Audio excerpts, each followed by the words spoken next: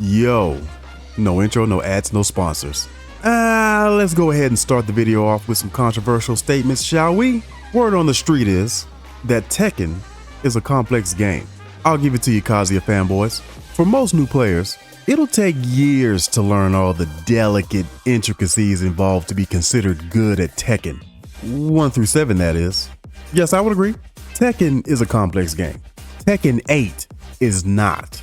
All the fighting game players listening to this right now shaking their head wondering what the hell is this fool talking about.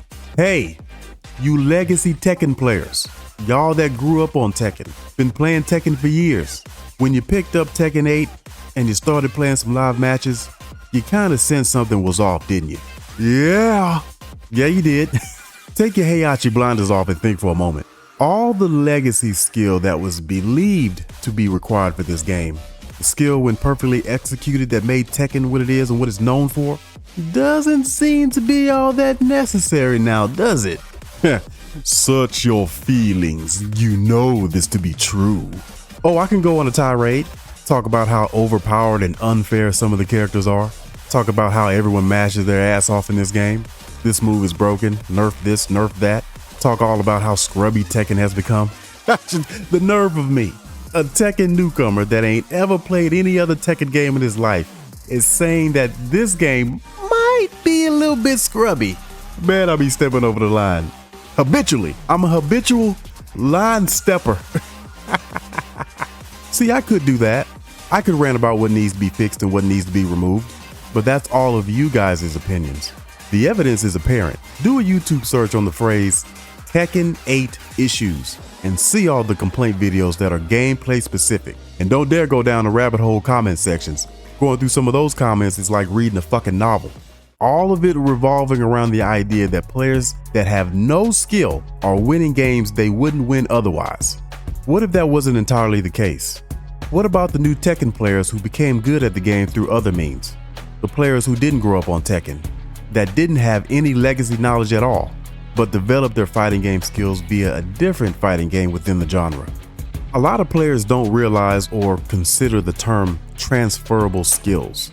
The ones that do typically relate that term across different genres. For example, an expert Call of Duty player that has refined his or her reaction timing in multiplayer matches can take that same approach to a fighting game where they're able to have the reactions to punish unsafe moves or counter hit their opponent's startup attacks. The transferable skills from a fighting game directly to another fighting game is obvious, but there are some things that new players carry over consciously and unconsciously. The Street Fighter 6 devoted players that are new to Tekken are excelling, even without this so-called legacy Tekken skill. Doesn't matter that they're transitioning to a 3D space. I'm not just talking about fundamentals. I'm referring to how Street Fighter 6 players learned what needed to be done to win in that game and are applying it to Tekken 8. Comebacks in Tekken 8 are extremely common. The ability to not only take on a massive amount of damage to the point where it's almost a KO, but to work all the way back and earn the round. Street Fighter 6 players understood from the very beginning that when they took damage in that game, they weren't getting it back, that they needed to take less damage as possible in each round. Every mistake led to you being much closer to losing that round. So, they learned how to clean up their play, be more precise in their decision making, and capitalize on as many opportunities as they could. This is what it means when you hear the phrase locked in. You're in a bad situation, so now you really have to focus because there's no B trigger to bail you out. Tekken 8 grants that type of leeway to make mistakes with its recoverable health mechanic, but Street Fighter 6 players don't need it because they're accustomed to being without that help. Getting health back is seen as a bonus as the player focuses on making better decisions on their way to a comeback. Combos. Oh, I know for a fact your head is going to start nodding up and down when I trigger your memory of when you realized your initial bread and butter combo routes weren't doing enough damage. You said to yourself at one point, I thought that combo was going to kill. That wasn't enough? Oh shit. Let me go back into training mode and work on a better combo route. What inputs do I need to memorize for when I have the other player up against the wall?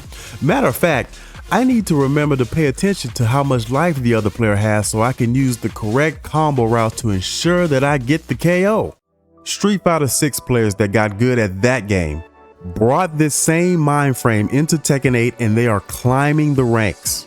Forget all of the unfairness and the balance changes that you all wish was implemented in the game, and remember that when it's all said and done, you still have to go out and perform.